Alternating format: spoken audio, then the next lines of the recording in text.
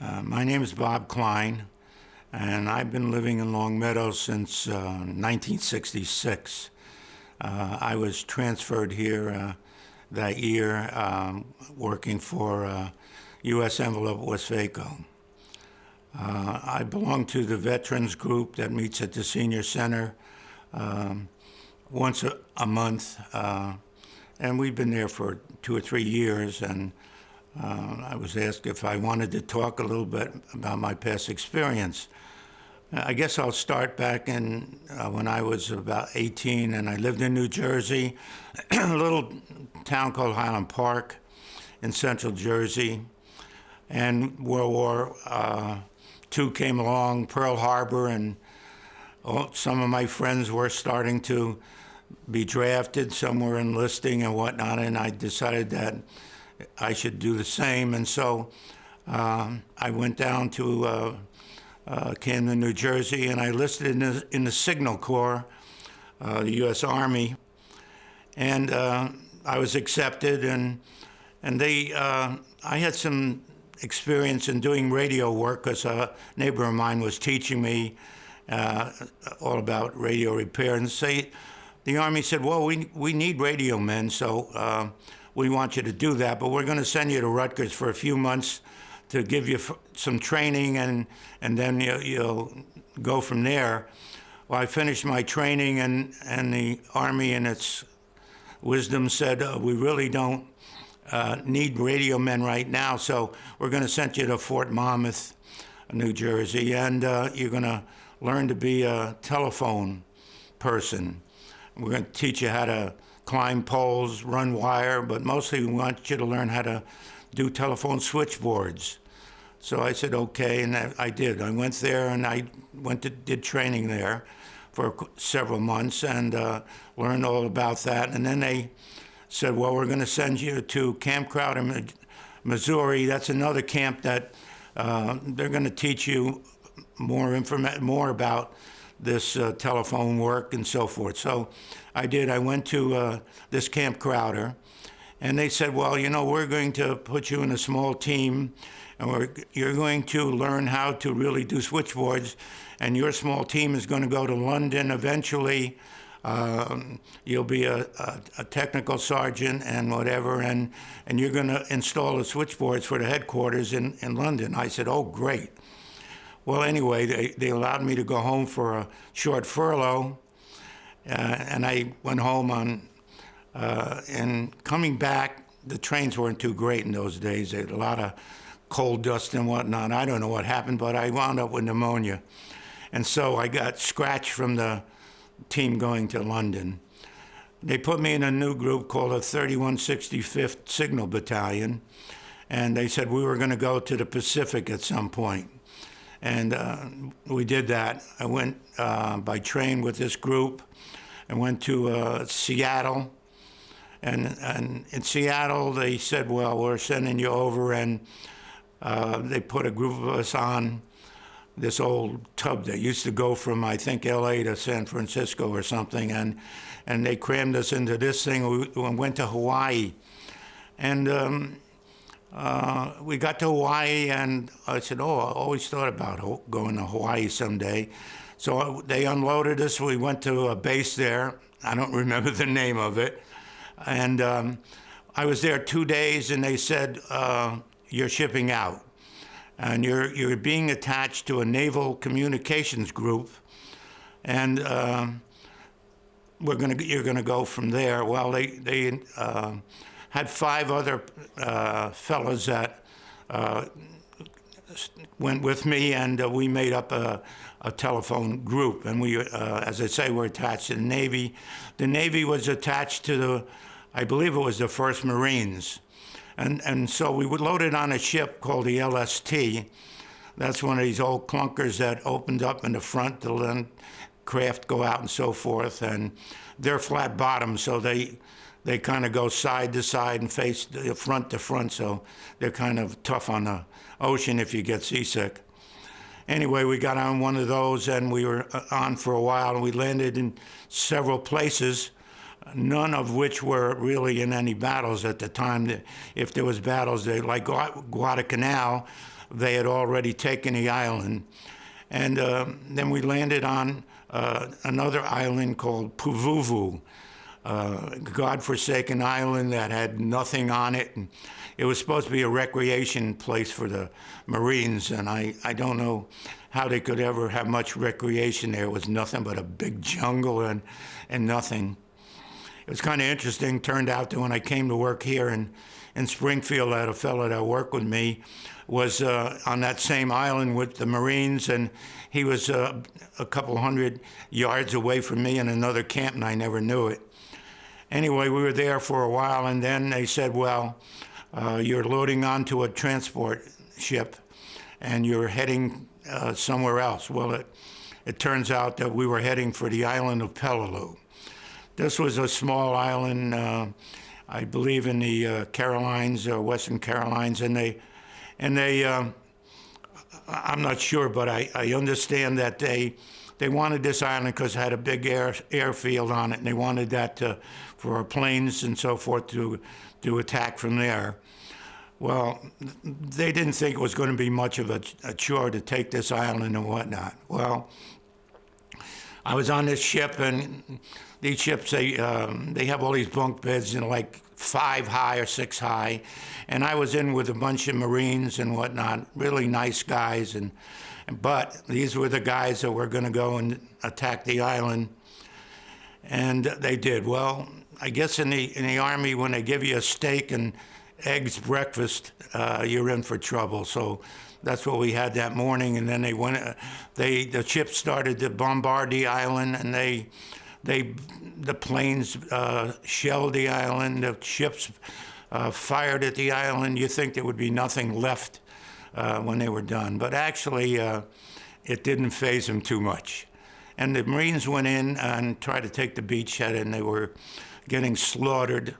And the guys were coming back. Some that came back with me came back on a ship. They treated them on our ship too, and they were in pretty bad shape. So then they said, well, we could go ashore. So they put us in a landing craft, and we went ashore. The Marines had taken the beach, so that we were not fighting men. We had carbines and the training, but we weren't there to fight. We were there to do the telephone work. Well, we strung wires, we climbed palm trees, and we strung wire all over, and we set up some switchboards in a bombed-out pillbox, and so that they could have communications throughout the island. The Marines were fighting. The island was really tough. It had mountains, and they had caves dug in everywhere. They had caves dug in with railroad tracks where the big guns would come out and fire on everybody, on the ships coming in. They were really dug in. There was a lot of them, and it was do or die for them. So we were there. We would string wires, and we were one island out of a bunch, and there was a bigger island. Every night they would come down. A group of Japs would come down to blow up everything on the airfield and surroundings. And they would do that, and they'd blow all the wires and things that we strung. They'd blow them all up, and we'd have to redo them again. And Marines would fight them off, and we did that. And they finally were able to pretty much eliminate them at a great loss. We lost a lot of good guys in fighting and trying to get them out of the caves and to take them. And so then they decided that we were going to, they built a Quonset hut. It was sort of a metal shed that they built, and they set up a communications area there, and we installed all the switchboards and ran the wires so that everybody could communicate wherever throughout the island. The island wasn't much. It was only a small place. They didn't kill all the Japs, so we had a ship come in, and we unloaded some telephone equipment. We had trench diggers to lay cables. We did that. They brought in bulldozers. And, we had bonsai attacks coming down on us, but we were very fortunate. Only one of the 6 of us really wound up getting a Purple Heart that got wounded. The other 5 of us, other of our 6, were pretty lucky. One of the things I remember the most was the scariest. They said the admiral of the group wanted to come ashore, and they come ashore in these small Higgins boats, and they said that we had a coral reef ran around the island. So they said, well, you know, we want you to run a bulldozer down and bulldoze the reef so the admiral could come ashore and bring his stuff in. Well, I did that. Well, you know, bulldozers don't go very fast. And I had to go past this big swamp area, and there were still Japs in that area. So I was kind of scared because, you know, you're sitting on top of this big bulldozer where there's not much you can do. And I had the front blade up, so in case there was any firing coming at me from the front, I'd be all right. But we were pretty much exposed. So anyway, I did it. I bulldozed the area for the admiral, and I headed back. And it was a long, long journey to get back there. But I guess I'm pretty lucky because I had somebody looking out for me, I guess, up there. Because I did pretty good. I made it back. And I spent quite a bit of time then on Peleliu while they did all these things. They rebuilt the airfield, the planes landed, and that was where I spent most of my time. I did go to Saipan for a while, and while I was in the Pacific, one of the things I did was this naval group that I had brought a lot of kitchen equipment. And they said we forgot to bring somebody that knew how to run the thing. So they said, I understand you as a young fella worked and you did some work in a diner and learned how to do that. And I said, yeah, I did. I said, but I don't know an awful lot. They said, that's what we're going to put you in charge of a bunch of the young sailors, and you're going to build a kitchen for us, and you're going to show them how to cook and so forth. So I did that for a while. And then they brought somebody out of Hawaii to take over, and so I went back to my outfit. As I say, I did that, and we went to Saipan, spent some time there, and they said, well, the war was over, and we, according to the points that we had earned, we would be discharged. So that was most of my experience in the Pacific. They asked me if I wanted to stay in Saipan and run the mess hall and be a mess sergeant. And as a young fella, I decided I wanted to get home, and I didn't want to stay out there anymore. I had enough of it. So I said no, and so he put me on a plane with a bunch of others, and we went back, landed in Los Angeles, and then went to Fort Dix, where I was discharged and sent home. After I came home, Fort Dix was discharged in 1946. And so then I went home, and I lived there and wasn't, as a young fellow, not sure what to do, but I did various things, and I worked at various different jobs, went to college and so forth. I lived in a small town. My mother and father's house was 3 houses down close to where my future wife lived. I didn't even know her. She was one of 4 girls. And actually, when I got out of the service, I met her at a neighbor's house. And we started going together, and we got married, and we built a house across the street. What year were you married? We were married in 1947, and we built our own house. My father-in-law was a small-town builder, and between him and I, we built our own house. We built a nice Cape Cod and a nice piece of property right across from the school where I went to school when I was a kid.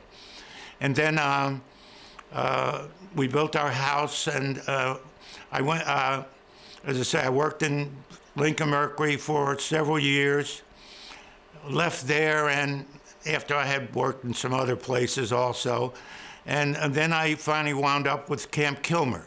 Camp Kilmer being the embarkation camp where anybody going to Europe went. Well, I had worked there earlier as a dispatcher when I first got out of school also. And so I thought, well, Signal Corps seems like the thing I want to do. So I worked there for 5 years. I became the manager of their cold storage warehouse where all the food was kept to feed all the troops there. They used to have like 70,000 or something troops there sometime. And so I did pretty good. And they decided to close some of the camps, including Camp Kilmer. So they were going to transfer me to Fort Dix as a commissary officer because I did such a good job. But what happened, there was a fluke in my passing that I never took the civil service test. And personnel there said, you never took the civil service test. I said, you never asked me to. And I said, you promoted me and everything here. Well, he said, well, we can't give you that job. I found out later that a friend of his got the job, which is maybe what happens in life. Anyway, I finally went to work for U.S. Envelope. They built a brand new plant in Edison, New Jersey, not far from where I lived. And I started working there in the plant and then was taken into the office in a year. And I wound up in the customer service part of U.S. Envelope. And I became the customer service manager there after a while. And then they decided that New Jersey was too tough a place to have a plant, and so they closed it. I was sent to New York, our New York office, and I was in charge of the service in New York for 2 years. I commuted to New York City. And then they decided to close that, and they asked me if I would go to Springfield, Mass, and take my operation and service. I service New York and the Mid-Atlantic areas and so forth. So they asked me to come up here. My wife reluctantly said, I don't think so, because we're very active in New Jersey. I was a member of a first aid squad there for several years. There were 30 of us there. And I think I'm the last survivor of the 30 guys that belong to the rescue squad. It's a volunteer group in New Jersey. And so I was very active in the church there in our town and whatnot. My wife didn't want to leave, but I said, well, I'm kind of hitting 40. I didn't like the jobs. All the jobs I couldn't get were good jobs. They were either Long Island City, Harrisburg, Pennsylvania. Places I got offered were nowhere near anyway. So I said, I think I better stay with the company. I've got all these years in, and so I accepted a job here. I moved here. We found a house in Long Meadow. After looking all over, I decided this is where we should go. My one daughter stayed in New Jersey for the year and finished high school, and then came here. My younger daughter came here and went to school here. We bought this house on Windward Road in 1966. I was active in the town committee for a while, but decided I was too busy at work, so I had to give that up. But we lived there, and I worked downtown Springfield in the plant, and he closed that, and we moved out to Roosevelt Avenue. Excuse me. And then I worked there in various capacities. I was in charge of sales service. They changed the system. I had become a regional service manager there and so forth. And then as I say, we lived here. My youngest daughter married a fellow from England, and they have 3 children. So my daughter's name is Susan. She teaches in East Long Meadow, first grade, and I have the 3 grandchildren, Amanda, Emily, and Timothy. Amanda's in college in Holyoke, and Emily goes to high school here, and Timothy is in elementary school. He will go to high school next year. My other daughter, Carol, is married and no children and lives in Enfield, Connecticut, and has she works as a teacher also, has worked as a teacher for something like 16, 18 years as a teacher in a Summers prison system, and has been there, as I said, quite a while, and teaches them to read, write, and for their GEDs.